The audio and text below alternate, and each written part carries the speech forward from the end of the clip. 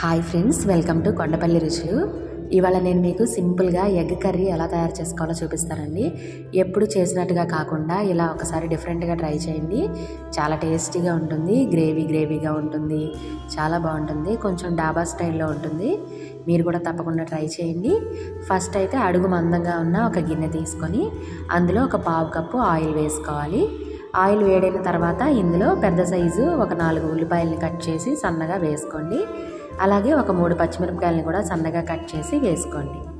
ఉల్లిపాయలు త్వరగా వేగటానికి ఇందులో పసుపు, ఉప్పు కూడా వేసేసి చక్కగా దోర ఎరుపు రంగు వచ్చేంత వరకు కూడా వేయించుకోవాలి. ఈ ఉల్లిపాయలు ఎంత వేగితే గ్రేవీ అనేది అంత టేస్టీగా ఉంటుందండి. మంచి గోల్డెన్ బ్రౌన్ కలర్ వచ్చిన తర్వాత ఇందులో కరివేపాకు కూడా కొంచెం వేసుకొని వేయించుకోవాలి. అలాగే ఇప్పుడు ఒక స్పూను కసూరి మేతి అంటాం కదా, కసూరి మేతి తీసుకొని కొంచెం ఇట్లా నలిపి వేసుకోవాలి. మంచి ఫ్లేవర్తో చాలా బాగుంటుంది ఫ్రెండ్స్, మీరు కూడా తప్పకుండా ట్రై చేయండి. కసూరి మేతి వేసిన తర్వాత కూడా చక్కగా ఫ్రై చేసుకొని ఇందులో ఒక పెద్ద సైజు టమాటాలు ఒక 2 కానీ 3 కానీ సన్నగా కట్ చేసుకొని వేసుకోండి. నేను ఇక్కడ 10 కోడిగుడ్లతో తయారు చేస్తున్నాను ఫ్రెండ్స్. 10 కోడిగుడ్లకి ఈ క్వాంటిటీ సరిపోతుంది. ఈ టమాటాలు, ఉల్లిపాయలు అన్నీ కూడా బాగా సాఫ్ట్గా అయ్యేంత వరకు కూడా మూత పెడుతూ కలుపుకుంటూ మనం ఉడికించుకోవాలి. టమాటాలు చూసారా సాఫ్ట్గా అవుతున్నాయి, అలాగే బాగా కుక్ అయిపోవాలండి కంప్లీట్గా. ఇలా మధ్య మధ్యలో కలుపుకుంటూ మూత పెడుతూ ఉడికించుకుంటూ ఉండాలి.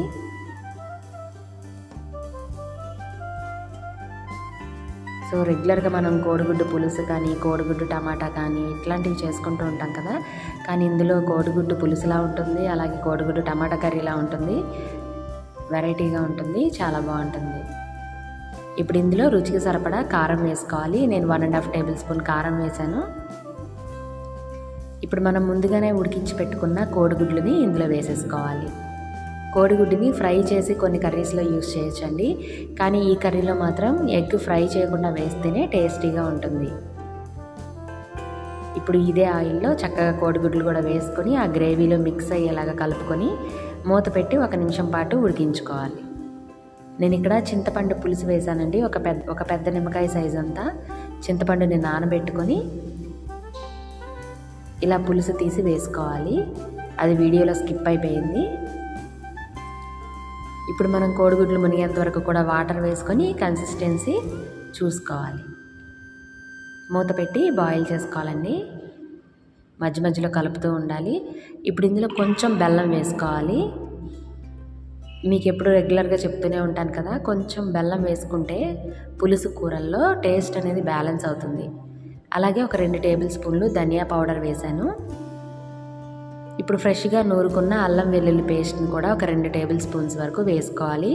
దీనివల్లే ఒక స్పెషల్ ఫ్లేవర్ వస్తూ గ్రేవీ అనేది చాలా టేస్టీగా తయారవుతుంది. అంతే ఫ్రెండ్స్, మనం వేయాల్సినవన్నీ కూడా కంప్లీట్గా వేసేసాము. ఇప్పుడు ఉప్పు సరి చూసుకోండి. ఉప్పు సరిపోయిన తర్వాత కొంచెం కొత్తిమీర చల్లుకొని మూత పెట్టి కరెక్ట్గా ఒక 10 నిమిషాలు ఉడికించుకోవాలి. మధ్య మధ్యలో కలుపుతూ ఉండండి. ఇది చపాతీస్లోకి బాగుంటుందండి, అలాగే రైస్లోకి బాగుంటుంది. చాలా ఫ్లేవర్గా ఉంటుంది. చూసారా, ఇలా ఆయిల్ పైకి తేలేంత వరకు కూడా చక్కగా ఉడికించుకుంటే కర్రీ అనేది చాలా టేస్టీగా రెడీ అవుతుంది. ఇలా ఆయిల్ పైకి తేలిన తర్వాత మనం స్టవ్ ఆఫ్ చేసుకొని ఒక సర్వింగ్ బౌల్లోకి తీసుకోవడం. అంతే ఫ్రెండ్స్, వెరీ టేస్టీ కోడిగుడ్డు మసాలా కర్రీ అండి. డాబా స్టైల్లో ఉంటుంది. మీరు కూడా తప్పకుండా ట్రై చేసి ఎలా వచ్చిందో నాకు కామెంట్ చేయండి. నా వీడియో మీకు నచ్చితే లైక్ చేయండి, అలాగే నా ఛానల్ని సబ్స్క్రైబ్ చేసుకోండి. మరో కొత్త రెసిపీతో మళ్ళీ కలుసుకుందాం ఫ్రెండ్స్. అంతవరకు సెలవు. Bye friends.